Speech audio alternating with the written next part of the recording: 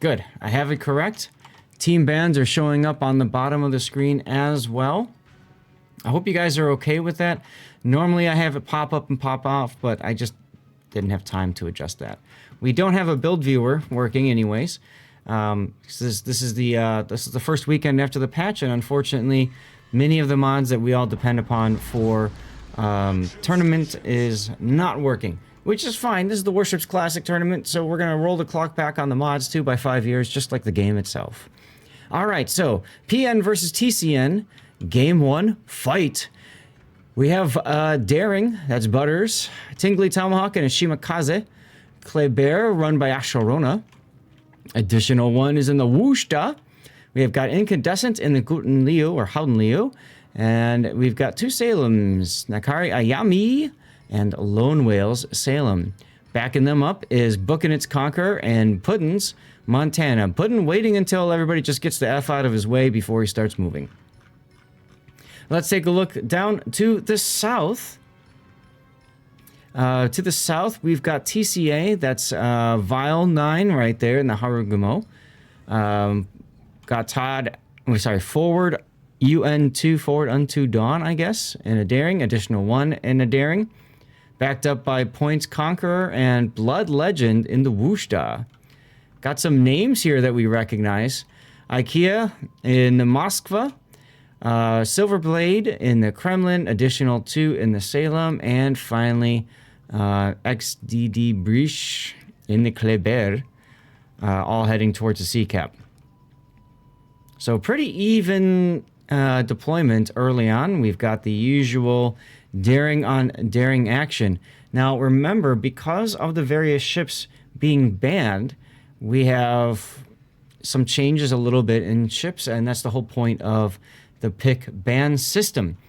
So for example, we see Salem's out and about. Salem's having that lower range T-Rex radar compared to a Des Moines, which was banned. There's also Wustas as a result. Minotaur being banned also means no 10-kilometer radar for Minotaur. Oh, look, some hot daring on daring action as additional 1 is in position to just pull forward into safety, whereas Butters is kind of forced to pull forward into, well, more open water. It's one of the benefits to being on the southern part of this map. As a matter of fact, PN wanted the north spawn. So they realized that they were going to kind of give up this very advantageous position for a daring to kind of keep parking and backing up. I've seen Z52s do really well there as well. Taking a look at the rest of the map, we've got some Kleber on Kleber action over here on the 10 line. Note that Asharona is detecting Brish without being detected himself. That means he is using the unique upgrade. Unique upgrade reduces the visibility of your ship, or it basically improves your concealment, makes it harder for you to be detected, more on par with a lot of the other common destroyers that you see in competitive. However, it comes at a price. Your main battery reload is severely reduced. Looking back over at the A-cap, TCA does grab the A-cap, so they are going to start taking up points. And Blood Legend, however, is kind of about to be caught broadside to all these torpedoes. I don't think he realizes they're coming. Oh, wow. What a dodge. Now, these are Shimakaze torps. I'm guessing these are the 12-kilometer torps. Let's see if my mod can tell me. My mod tells me it is 12 kilometers. Okay. So at least we have that information. Continue to have some daring on daring action. It's interesting to see Butters smoking up now and then shooting that direction. I would have thought that that makes additional feel more comfortable where he's at. And sure enough, it's exactly what's happening. If I was Butters, I would be shooting behind. Oh, he does. He blind fires and hits additional 1's daring. Gets the reset, which means now he can continue to blind fire into that spot. I would have expected him to shoot at that area earlier to convince additional 1 to pull forward. And if he was able to do that, I think he might have pulled forward into those torpedoes. I don't think he realizes just how close he was to getting this kill on additional 1. Well, the cap has been grabbed. So additional 1 did his job for TCN, or TCA, sorry. And they have 2 caps to PN's 0.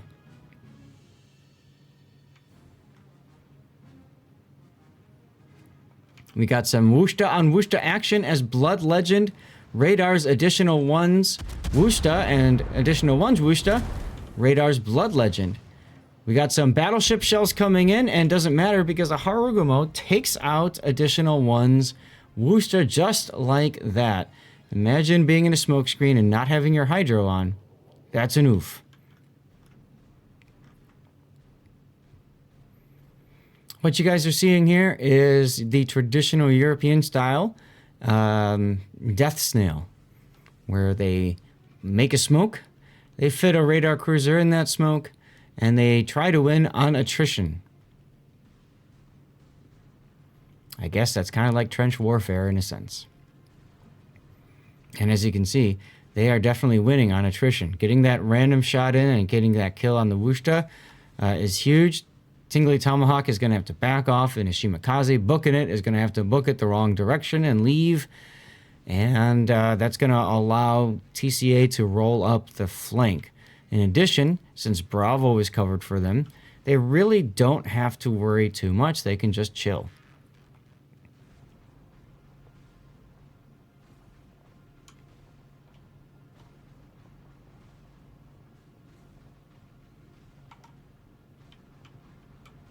Incandescent trying to use the Howden Liu's unique upgrade, just released this patch.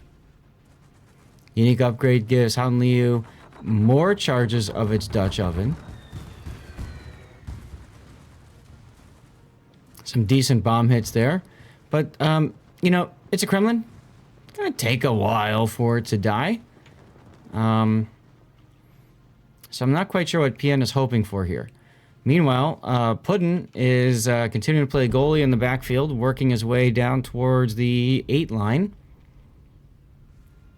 Haven't seen much out of him so far this game. I thought his guns would have been more present, but he could have been firing while we were looking at the other side of the map. All right, Brish is now in the C-cap. He's found the safe position right behind this island. Very difficult for him to be hit. Puddin still trying, and he connects. Brish also getting shot at by Asherona's Kleber. And take a look now. Silverblade is bow in. This is Asherona's opportunity, and he's going to take it. And Silverblade knows it's coming. Watch this. HE in the barrels. Bam. Asherona fires 1 salvo, 2 salvos. Now he's going to have to flip all the way around to get his other torpedoes off. He gets them off. Is it going to generate the kill? Yes. Bam. That's a very nice assassination of a Kremlin. However, at this point in the battle, it's probably not going to be good enough. And Chad is asking, yes, this is the Puddin, my awesome moderator,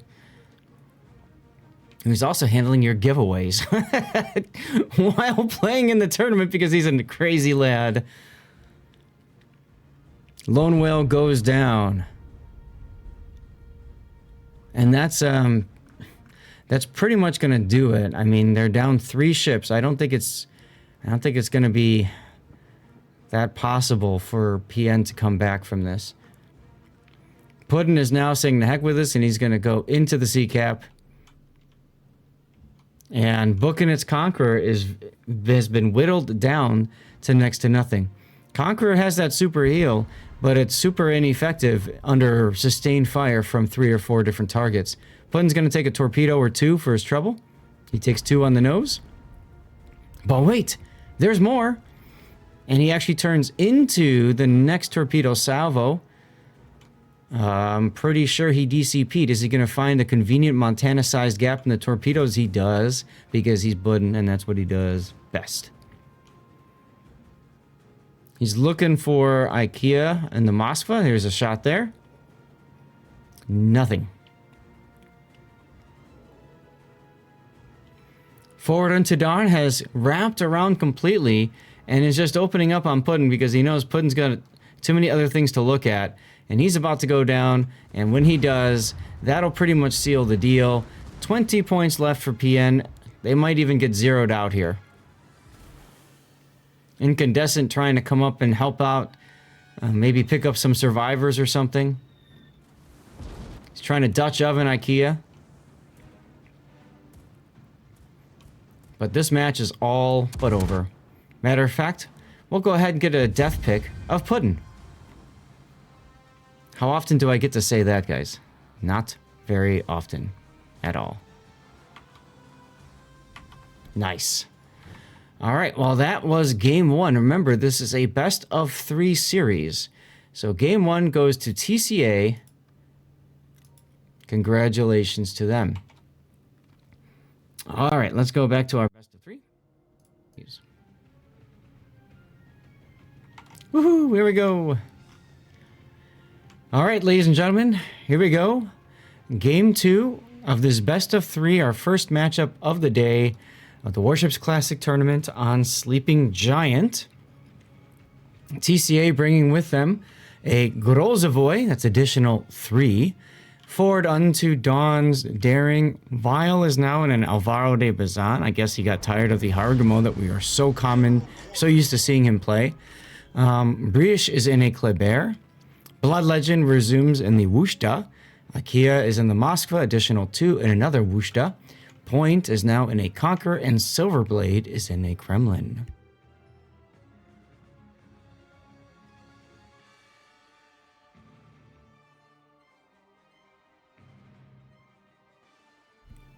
Now opposing them to the south is PN.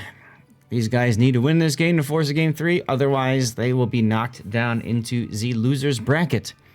They have Tingly Tomahawk in a Shimakaze, Butters in a Daring, Asherona in a Kleber, and Incandescent is tired of his Dutch oven and he's bringing a Harugumo instead. Lone Whale has a Salem, Nakiri Ayami is in a Wushta, additional 2 is in a Moskva, Booking It is in a Conqueror, and Puddin has changed to Kremlin. Now this is interesting because Puddin isn't too is much more fond of American battleships like Montana. So it's interesting to see him in a Kremlin. It does have a butt anchor, so I guess it's okay. So let's back off and take a look at the map as a whole. And we can see that TCA has done a basically a balanced strategy, and PN, on the other hand, going heavier into the seaside. So we'll see what happens there, how it works out. Most people in chat have noticed that the names for TCA are quite familiar. I didn't want to let the cat out of the bag right away, but many of these players play for 3X. Asherona takes a random Kleber torpedo early on. Oof, oof, oof. There goes half his hit points already. That just enhances his adrenaline rush, but he's in a unique upgrade Kleber, so it's not going to help that much. All right, I'll see if I can get Stream Raiders going for y'all as well.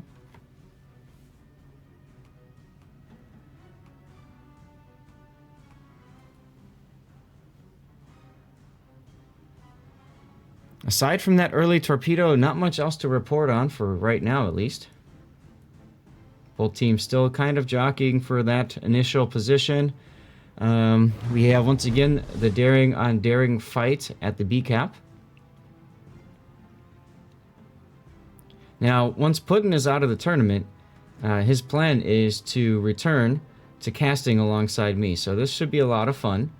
Hopefully, I do hope that he does continue into the next week, but we'll have to find out, as Asherona is in big trouble. Wow.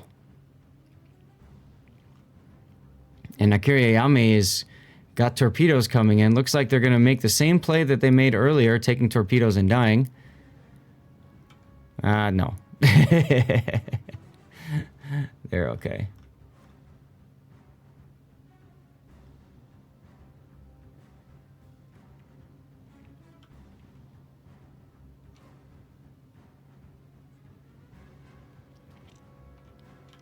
All right, well, not much to report on. Unfortunately, with Asheron taking that torpedo and then these successive hits from that spot, he's unable to really do much. He's gonna try to back in the sea because I think he realizes at this point they gotta try to make something happen. But kind of feel like their plan was maybe a little bit too complex. IKEA does get smacked. I think that might have been Putin shooting at him. Let's take a look and see. Yeah, I figured as much. That's going to force him back, maybe allowing Butters to get into the B cap, but you can see Forward Unto Dawn is already starting to move into the B cap as well. Now, additional 2 has a Moskva. He's within radar range of the B cap, easily within radar range. So I wouldn't be surprised to see him use that radar in a few moments.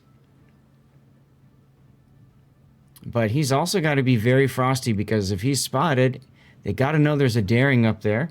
And they got to be thinking about single-fire conga line torpedoes. We've seen darings do a lot of work with those. As the 2 darings butt touch each other, and one daring immediately smokes up, Forward Unto Dawn. Actually, both of them smoke up. And we see the radar going up from additional 2's Moskva. And Butters continuing to move forward because he knows that he's about to get radared by IKEA. But look at those single-fire torpedoes. IKEA's moving forward. No, he's not. He's actually on fire. Interesting. So he's got radar going as well. He'll dodge all of that torpedo hate. We back off here.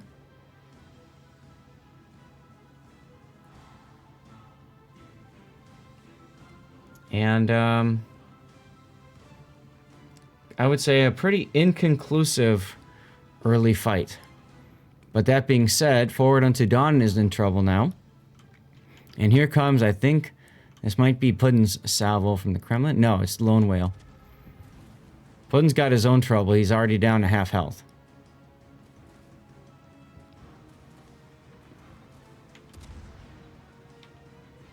Despite all of these shells and being detected all this time, additional 2 isn't able to get in on this because you see those torpedoes I was just talking about. It's one of those big traps. Moskva players coming out and trying to get that shot and then dying because of it. You can see the hydro indicators there on the map, so you know that both are using their hydro. Okay, over on the 10 line, Incandescent trying to smoke up his buddy. Getting detected. Vile now is going to use possibly use his funny button.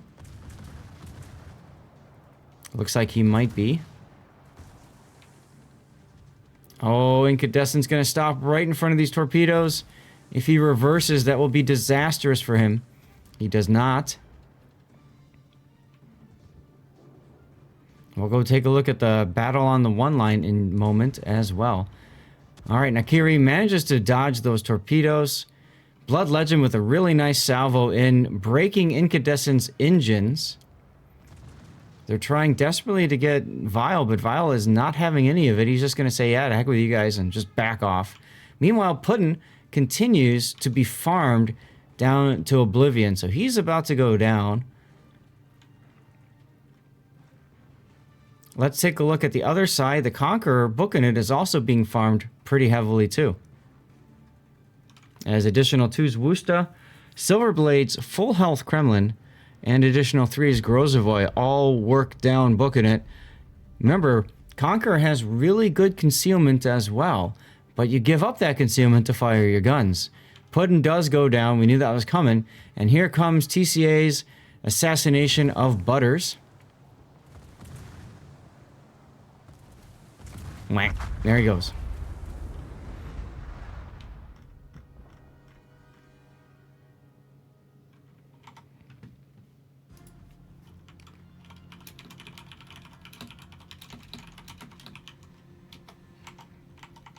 All right. This is the part where I tab out and say I need a game 3. No offense at all to PN. But looking at things right now, I just don't see it, guys. I'm sorry, I don't see it. Lone Whale is in deep trouble in the Salem. He's got his little T-Rex radar banging away. Worthy of note, I sometimes feel like even in competitive, a Hydro is more useful than a radar. But it is what it is.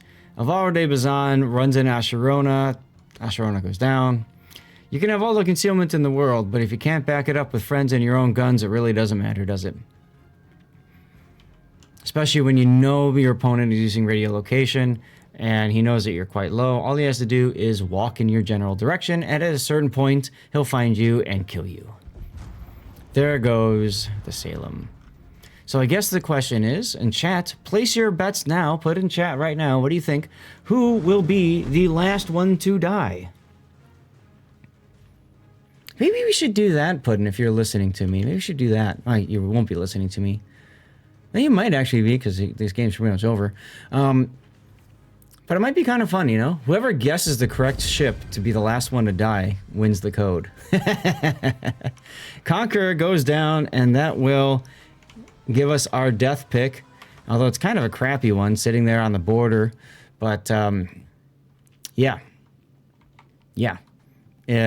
As I suspected, TCA just stomping all over PN in Game 2. Game 1 looked a lot better, but still it felt like PN had a little bit of rust in them. That being said, when you're up against people who are used to playing at the highest echelons of the tournament and used to winning said tournaments, it does become very difficult, and those people make it look easy. It really isn't, folks. In any case, let's go to the winner screen.